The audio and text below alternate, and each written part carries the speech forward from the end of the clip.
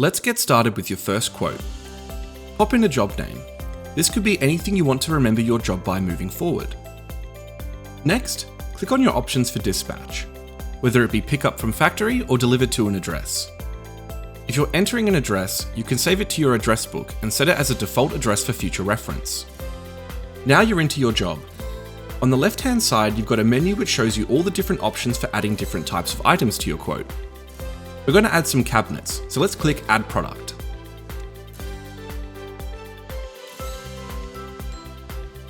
All the sizes and specs can be modified, and you'll see on the right-hand side an interactive 3D model of the product that will change as you make modifications to your sizes.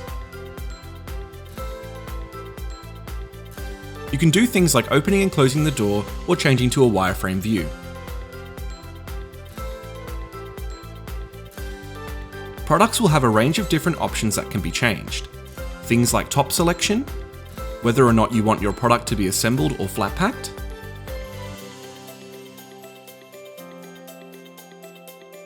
hardware to be included or not, whether you want your door faces on or off, and the same applies for adjustable legs.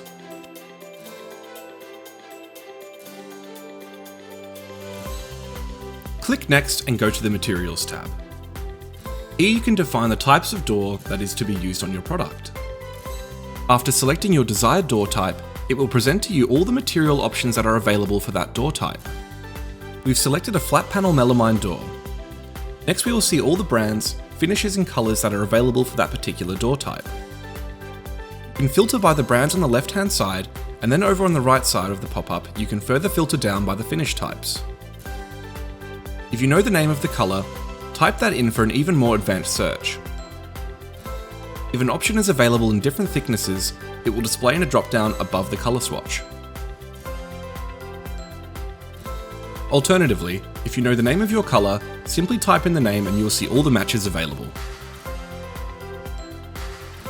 After clicking Next, we move to the Doors tab, where we can change things like the hinge type and size of the door.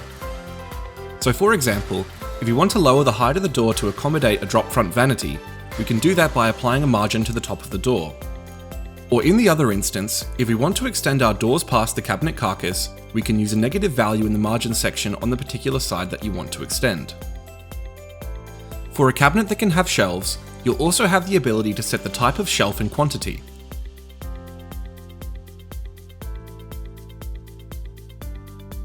You can go advanced, where you can get more granular control over things like specific shelf locations, setbacks, and also the shape of your shelf.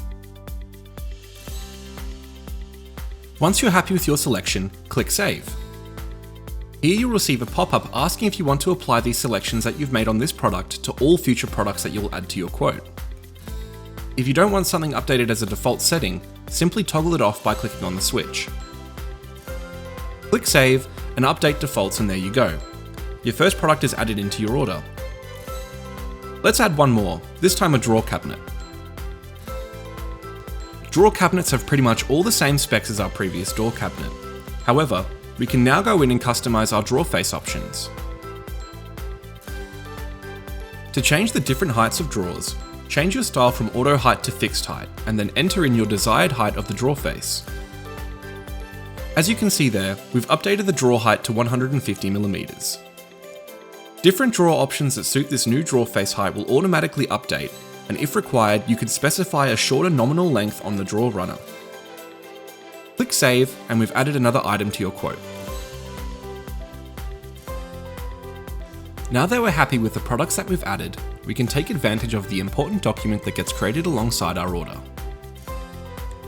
Click on the PDF button up the top right-hand side to view our job details and product specifications in a downloadable document format. As you can see, each product is listed with the selections and modifications that we have made along the way, including product materials, dimensions, and the margins that we have set for our doors and drawers. After reviewing the job details PDF, we are now ready to submit the job. A pop-up will display confirming that you have reviewed the job information on your job details PDF, and lastly, a final confirmation check to make sure that the job you're submitting is exactly what you require. Hit yes, and your job has now been submitted.